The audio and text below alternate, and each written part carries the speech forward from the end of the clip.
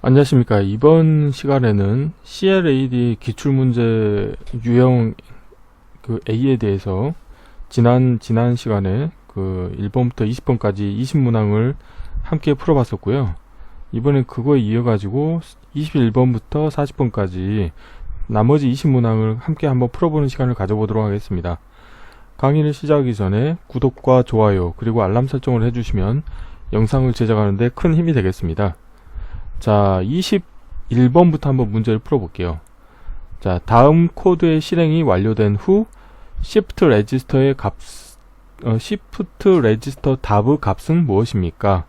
자, 이거는 이제 포르프가 되어 있고요. 포르프는 여기 이제 포르프의 이제 루프 반복 횟수가 지금 5로 되어 있죠. 그러니까 총 5번 수행이 된다는 거고요.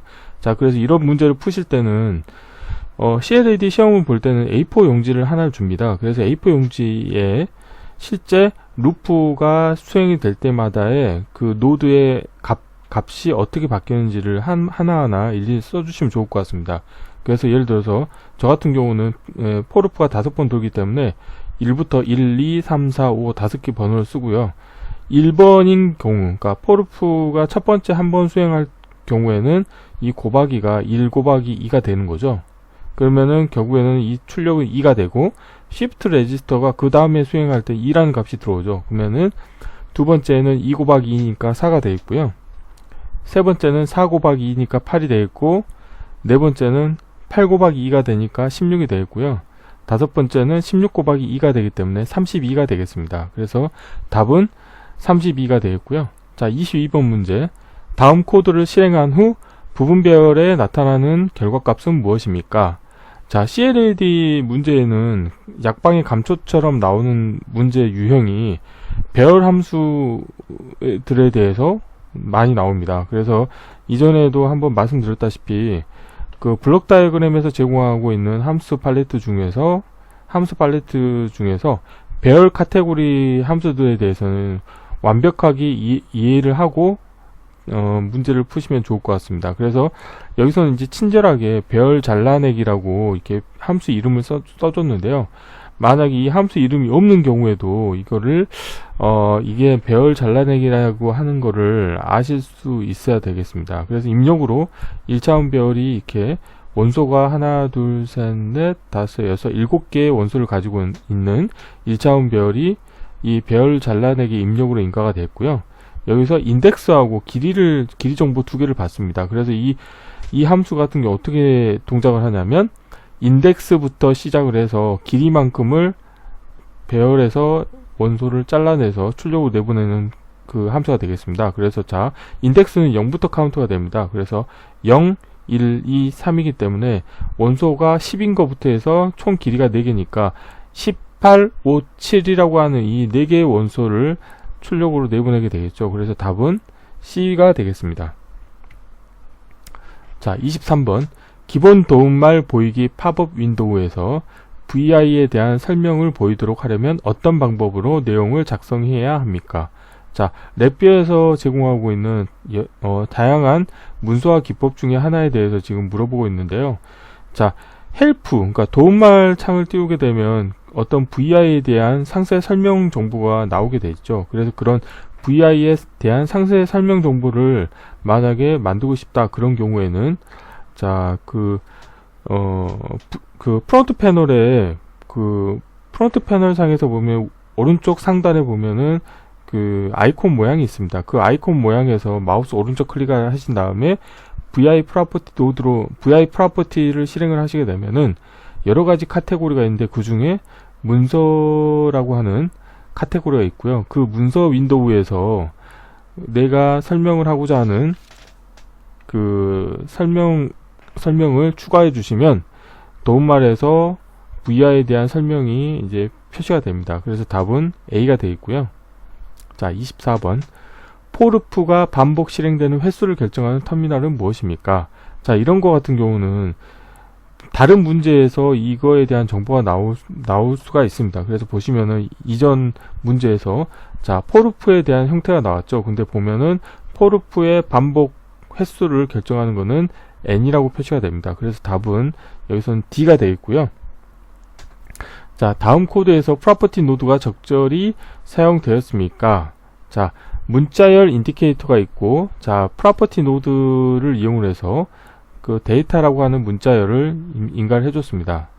자, 그런데 뭐 이런 코드 자체가 크게 잘못된 건 없습니다. 무법적인 오류는 없어요. 그런데 자, 가급적이면 그 데이터를 인디케이터에 다이렉트로 연결하는 게 가장 좋거든요.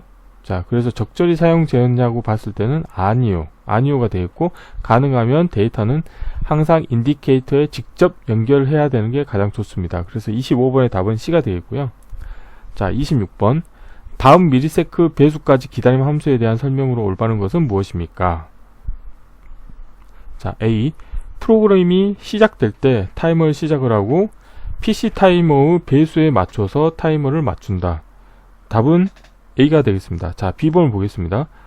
루프의 코드가 완료된 후에 타이머를 시작하고, 이건 아니죠. 그러니까 루프가 시작될 때 이미 타이머도 같이 동작하는 거죠. 그래서 예를 들어서 하나의 그 루프에서, 그러니까 while 루프가 있다고 했을 때 그 while 루프에서 코드가 수행되는 시간은 10ms고, 예를 들어서 다음 미리세크 배수까지 기다림 함수의 입력으로 제가 20ms를 인가했다고 하면은 그 while 루프가 한 번 수행되는데 걸리는 시간을 20으로 맞춰주기 위해서 코드 수행 시간 10ms에 그 다음 제가 기다림 10ms를 기다려서 토탈 시간이 20m를 맞춰주거든요. 그렇기 때문에 여기서처럼 코드가 완료된 후에 타이머가 시작된다는 건 잘못된 말입니다. 자, 그 다음에 루프 C번, 루프 코드가 완료된 후에 타이머 시작. 이것도 이미 틀렸죠. 자, 그래서 C번도 틀렸고요. 자, D번, 프로그램이 시작할 때 타이머를 시작하고 루프 코드가 완료될 때까지 기다림. 이것도 말이 잘못됐죠. 그냥 이렇게 기다리는 게 아니고 그 밀세크 배수배만큼 기다리는 거죠. 그래서 답은 A가 되겠습니다. 자, 27번. 다음 중 어플리케이션이 일시적으로 스스로 처리할 수 있는 속도보다 더 빠른 속도로 데이터를 제공할 때 데이터를 손실하지 않도록 하는 데이터 동기화 메커니즘은 무엇입니까? 자, 데이터 손실이 없는 메커니즘은 무조건 Q입니다. 자, 알림자 같은 경우는 브로드캐스팅 방식이어서 송신 쪽에서 데이터를 보냈지만 수신 쪽에서 데이터를 제대로 받았는지에 대해서 체크를 하지 않습니다. 그렇기 때문에 알림자 같은 경우는 데이터 손실이 발생할 수 있고요. 자, 세마포 같은 경우는 얘도 일종의 동기화 메커니즘이긴 한데, 이거는 동일한 어떤 하나의 유한한 리소스를 여러 타스크에서 같이 접근하려고 할 때 접근 권한을 가지고 한순간에 하나의 타스크에서만 접근할 수 있도록 하는 컨셉입니다. 그래서 데이터 손실하고는 조금 무관하겠고요. 그 다음에 로컬 변수 같은 경우는 최신 데이터를 바로 업데이트하는 목적으로 사용할 수 있는데, 얘 같은 경우도 데이터 손실이 발생할 수 있습니다. 그래서 데이터 손실이 없는 메커니즘은 큐잉 방식을 사용하는 거기 때문에 답은 B가 되겠고요. 28번. 자, 다음 설명 중 유효하지 않는 것은 무엇입니까? 클러스터로 이루어진 클러스터를 만들 수 있음. 자, 클러스터의 원소를 클러스터로 할 수가 있거든요. 그래서 A번은 맞고요. 자, B번. 배열로 이루어진 배열을 만들 수 있음. B번은 틀렸습니다. 배열의 원소로는 배열이 될 수가 없습니다. 그래서 이건 답은 B번이고요. C번. 배열로 이루어진 클러스터를 만들 수 있다. 가능하죠. 클러스터는 뭐 텍스트 기반 언어로 봤을 때 구조체잖아요. 그래서 이제 구조체를 운영을 할 때 배열을 그 구조체의 원소로 배열을 가질 수가 있습니다. 그래서 랩비에서도 가능하고요. 자, D번. 클러스터로 이루어진 배열을 만들 수 있다. 이건 가능하죠. 그러니까 배열의 원소로 클러스터 타입을 가질 수가 있습니다. 그래서 답은 배열을 만들 때 배열의 원소로 다시 배열이 될 수는 없다. 그래서 답은 B가 되겠고요. 자, 29번. 다음 중 케이스 구조에서 케이스 선택자 터미널에 연결할 수 없는 데이터 타입은 무엇입니까? 케이스의 선택자로는 거의 모든 데이터 타입을 다 연결할 수 있는데 유일하게 되지 않는 게 배열입니다. 왜냐하면 배열 같은 경우는 원소의 개수가 많기 때문에 어떤 거를 내가 선택자로 취해야 될지 판단할 수가 없기 때문에 29번의 답은 배열이 되겠고요. 자, 30번. 다음 코드가 실행될 때 랩뷰는 파일에 몇 바이트를 씁니까? 자, 기본적으로 보시면은 2차원 배열이죠. 그래서 원소가 총 3x3이기 때문에 9개죠. 자, 그래서 이제 9바이트는 최소 9바이트는 쓰게 되는데, 자, 여기 보시면 랩뷰 같은 경우는 여기 앞부분에 배열의 인덱스, 그러니까 배열의 차원 정보를 표시하는 게 있습니다. 그래서 지금 보시면은 인덱스를 입력할 수 있는 게 2개가 있다는 거는 2차원 배열이라는 걸 표현하고 있는 거고요. 각각의 하나의 인덱스를 표시하는 거는 4바이트로 표현할 수 있습니다. 그래서 4 곱하기 2 해서 8바이트가 되어 있고, 여기 9바이트이기 때문에 두 개를 합치면 17바이트가 돼서 이진 파일에 쓸 때 토탈 그 바이트는 17바이트가 되겠습니다. 자, 31번. 다층 시퀀스 구조의 프레임 0번에서 시퀀스 로컬 터미널이 할당되지 않은 것으로 나타나는 이유는 무엇입니까? A. 개발자가 프레임의 모든 터미널에 값을 연결하지 않도록 선택했음. B. 값은 프레임 1 이후의 프레임에서만 사용 가능함. 자, B번이죠. 자, 보면 프레임 1에서 관련된 그 시퀀스 로컬 터미널에 8이라고 하는 값을 입력을 넣어줬죠. 근데 0번 프레임 같은 경우는 아무 입력도 인가하지 않았기 때문에 여기서는 이 시퀀스 로컬을 사용하지 않다는 의미로 이렇게 비활성화처럼 표시가 됩니다. 그래서 답은 B번이 되겠고요. 자, 32번. 기다림 함수를 while loop에 추가하는 이유는 무엇입니까? 이거는 이제 CPU의 리소스, CPU의 퍼포먼스를 이제 그 while loop 안에 기다림 함수를 사용하지 않으면 이 랩뷰 코드가 실행이 될 때 CPU의 리소스를 다 가져가기 때문에 PC가 버벅거릴 수가 있어요. 그래서 이제 그런 CPU의 그 버든을 줄이기 위한 목적이기 때문에 답은 C번. 다른 타스크를 완료할 시간적 여유를 주기 위함이 되겠습니다. 그래서 답은 32번에 C번이 되겠고요. 33번. 링은 허용되는 모든 데이터 타입을 가질 수 있지만 열거형의 디지털 디스플레이 데이터 타입은 부호 없는 데이터 타입만 가능합니다. 이건 답 참입니다. 자, 랩뷰를 하나 실행을 시켜볼게요. 자, 실버에서 자, 열거형 데이터 타입을 하나 만들고, 자, 아이템 편집에서 제가 아이템을 인가를 해보겠습니다. A, B, C. 보시면은 이렇게 어떤 문자를 표시된 이 아이템에 해당하는 값을 인가를 하게 되면은 값은 실제로는 처음 시작하는 게 부호 0부터 1씩 증가하는 거죠. 그러니까 부호 없는 그 정수 타입으로 표시가 됩니다. 그래서 답은 참에 맞겠고요. 자, 다시 34번. 사용자가 버튼 컨트롤을 클릭을 하면 증가함수는 몇 번 호출됩니까?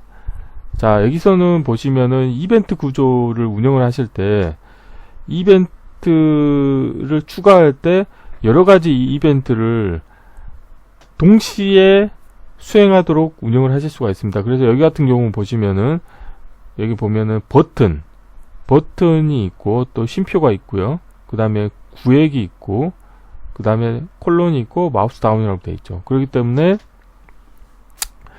여기서는 보면은 두 가지 이벤트를 이 하나의 이벤트 구조에서 처리할 수 있도록 해놨습니다. 그래서 버튼 컨트 지금 보면은 버튼에 이제 마우스가 버튼 위로 가게 되면은 이 구획 조건에 걸리게 되고, 그 다음에 클릭을 하기 때문에 마우스 다운이 발생을 하는 거죠. 그래서 여기서는 이 이벤트 구조는 2번 수행이 되게 되겠습니다. 그래서 답은 C가 되겠고요. 자, 35번. 랩뷰가 데이터 흐름 프로그래밍 언어인 이유는 무엇입니까? 자, A. 텍스트 대신 아이콘을 사용하여 어플리케이션을 생성하기 때문. 자, B.